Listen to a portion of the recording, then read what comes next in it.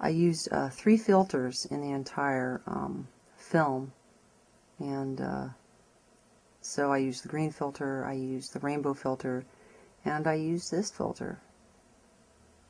This particular filter didn't work too well, and I think because it just didn't look good.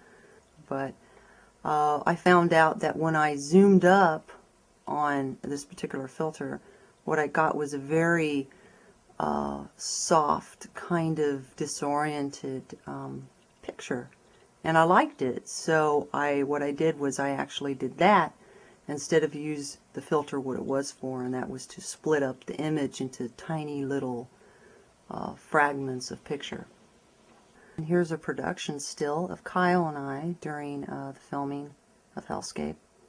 I call this location the Mirror Tunnel. We don't call it the Mirror Tunnel in the movie, but in the script it's called the Mirror Tunnel. So that's what it is. And this was hell.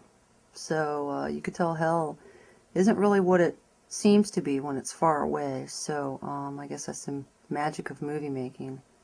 We stayed up really late shooting this scene, I believe until like 3 or 4 in the morning.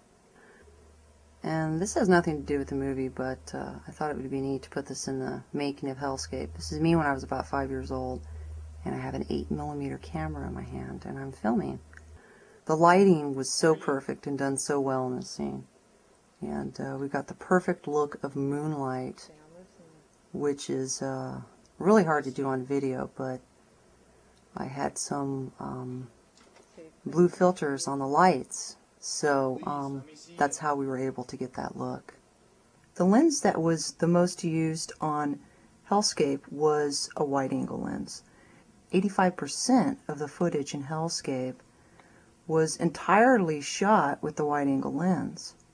Now I consider myself a wide-angle lens director. Another famous director who's a wide-angle lens director, Steven Spielberg, he really likes wide-angle lens. In fact, I think he shoots everything on wide-angle lens, just about, except for the close-ups. So on some close-ups I didn't use wide-angle lens because obviously it would distort the image and it would just make the characters look a little real. So but I didn't want the closed-in look that video would give. I didn't want the limitation that video gave. Many people, after watching some of the wide-angle shots, they actually do think it's film, but it's not. It's actually video shot with a wide-angle lens.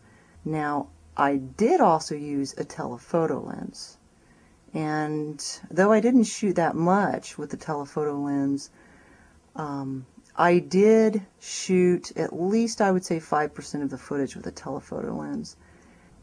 If you've seen that movie, The Graduate, with Dustin Hoffman, there's this one shot with Dustin Hoffman, and he's running down the sidewalk. He's running straight at the camera, but his image isn't moving any closer. It's not coming any closer to the camera, but you can see the background dissolve and change as he's running closer and closer. It's really a fantastic shot, and it's a really good movie if you ever get the time to see it with the telephoto lens. And this is me. This is the director's cameo, and we shot this scene right across from the Nightmare on Elm Street house.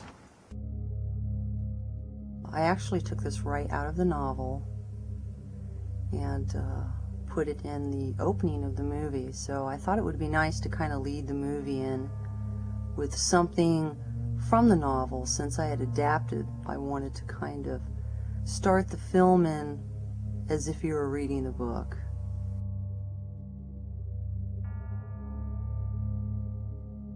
So that's it. That's the Making of Hellscape. I hope that you enjoyed it. I hope you watched the movie, and I hope that you liked the movie as much as I enjoyed filming it.